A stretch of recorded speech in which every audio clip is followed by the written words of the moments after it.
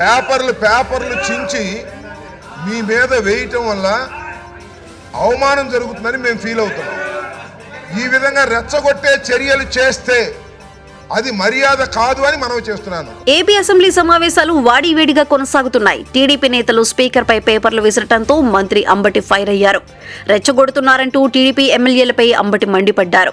మా సభ్యులను సభను రెచ్చగొడుతున్నారు, జాగ్రత్త. ఊరికినే కాగితాలు చింపి స్పీకర్ మీద వేసి అవమానకరంగా మాట్లాడటం, అవమానకరంగా జెక్చర్స్ ఇవ్వటం పట్ల తీవ్ర నిరసన వ్యక్తం చేస్తున్నాం. మీరు మర్యాద తప్పుతున్నారు, సభా సాంప్రదాయాలు తప్పుతున్నారు. ఇలా సభా సాంప్రదాయాలు తప్పితే మేము కూడా తప్పవలసి ఉంటుంది అనేది గుర్తుపెట్టుకోండి. సభలో నుంచి వెళ్లిపోతారా లేదంటే మార్షల్స్ తో గింటించుకుంటారా? ఆప్షన్ మీకే ఇస్తున్నామంటూ మంత్రి అంబటి కీలక వ్యాఖ్యలు చేశారు. టీడీపీ నేత గంటా శ్రీనివాసరావుకు మళ్లీ షాక్ తగిలింది. ఆయన తీసుకున్న నిర్ణయాన్ని ఏపీ అసెంబ్లీ ఆమోదించింది. స్టీల్ ప్లాంట్ ప్రైవేటీకరణను నిరసిస్తూ గంటా శ్రీనివాసరావు తన ఎమ్మెల్యే పదవికి రాజీనామా చేశారు. ఆ లేఖను అసెంబ్లీ వర్గాలకు పంపించారు. దీంతో గంటా రాజీనామాను పరిశీలించిన స్పీకర్ అనూహ్య నిర్ణయం తీసుకున్నారు. గంటా రాజీనామాపై వివరణ ఇవ్వాలని నోటీసులు జారీ చేశారు. ఇందుకు గంటా శ్రీనివాసరావు వివరణ ఇచ్చారు. అయితే పార్లమెంటు ఎన్నికల వేళ గంటా రాజీనామాను ఆమోదించడంపై టీడీపీ నేతలు విమర్శలు చేశారు. అటు గంటా శ్రీనివాసరావుకు కూడా స్పీకర్ తీరును తప్పుబట్టారు. అయినా సరే స్పీకర్ తమ్మినేని సీతారాం వెనక్కి తగ్గలేదు. అసెంబ్లీ సమావేశాల వేళ కీలక ప్రకటన చేశారు. ఈ రోజు ఉదయం సమావేశాలు ప్రారంభమైన కొన్ని నిమిషాల్లో గంటా రాజీనామాను ఆమోదిస్తున్నట్లు స్పష్టం చేశారు.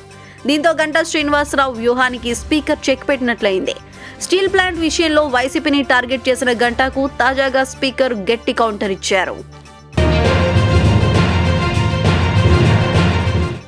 రైతులకు మరింత ఆర్థిక చేయూతనిచ్చేందుకు బ్యాంకర్లు ఉదారంగా ముందుకు రావాలని రాష్ట్ర వ్యవసాయ శాఖ మంత్రి కాకాని గోవర్ధన్ రెడ్డి పిలుపునిచ్చారు. సోమవారం సచివాలయంలో నాబార్డు క్రెడిట్ సెమినార్ జరిగింది. ఇందులో 2024-25కు నాబార్డ్ 3.55 లక్షల కోట్ల అంచనాతో రూపొందించిన స్టేట్ ఫోకస్ పేపర్ను కాకాని విడుదల చేశారు.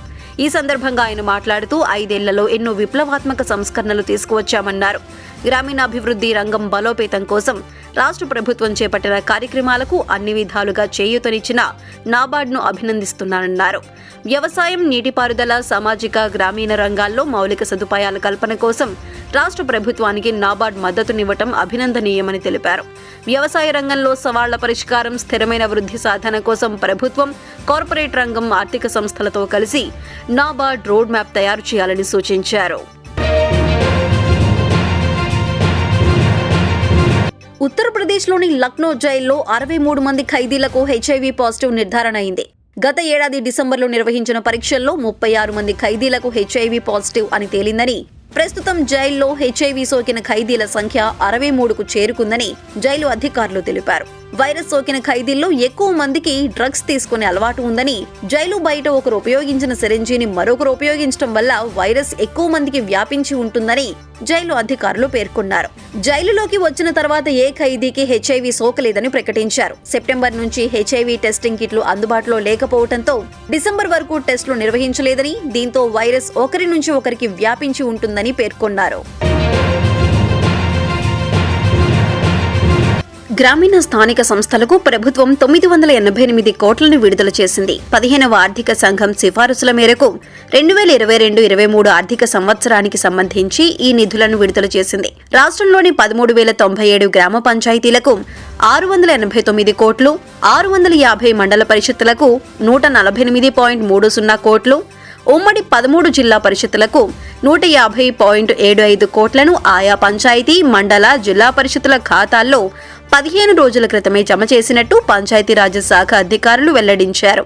వీటికి తోడు గతంలో ఆయా స్థానిక సంస్థలకు ప్రభుత్వం విడుదల చేసిన నిధుల్లో ఖర్చు కాని మొత్తం 126.99 కోట్లు కలిపి ప్రస్తుతం గ్రామీణ స్థానిక సంస్థల వద్ద మొత్తం 1,115 కోట్లు అందుబాటులో ఉన్నట్లు అధికారులు వివరించారు. ఇద్దరు చిన్నారులు కశ్మీర్ హిమపాతాన్ని రిపోర్టింగ్ చేశారు. చిన్నారులు ఎంత క్యూట్ గా ఉన్నారో, వాళ్ళు చెప్పే మాటలు కూడా అంతే స్వీట్ గా ఉన్నాయి. अस्सलाम वालेकुम गाइस, तो आप देख सकते हैं फाइनली बर्फ गिर गई है. आप देख हो रहे होंगे आपको लग रहा होगा मैं कितना एंजॉय कर रही हूँ। मुझे तो जैसे लग रहा है मैं जन्नत के बीचों बीच बैठी हूँ और मेरे बीचों बीच ये दूध की लहरें हैं, लेकिन ये दूध की लहरें नहीं बर्फ है। हमें तो आज बहुत मजा आ रहा है।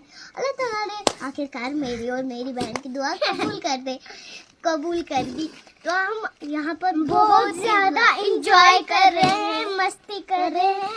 ఈ వీడియోను ప్రముఖ పారిశ్రామికవేత్త ఆనంద్ మహీంద్రా సోషల్ మీడియాలో షేర్ చేశారు. మంచు కురుస్తున్నప్పుడు చిన్నారులు బయట నిలబడి వాతావరణం గురించి వివరించారు. టీవీల్లో ప్రొఫెషనల్ రిపోర్టర్లు చెప్పిన విధంగా పరిస్థితులను రిపోర్టింగ్ చేశారు.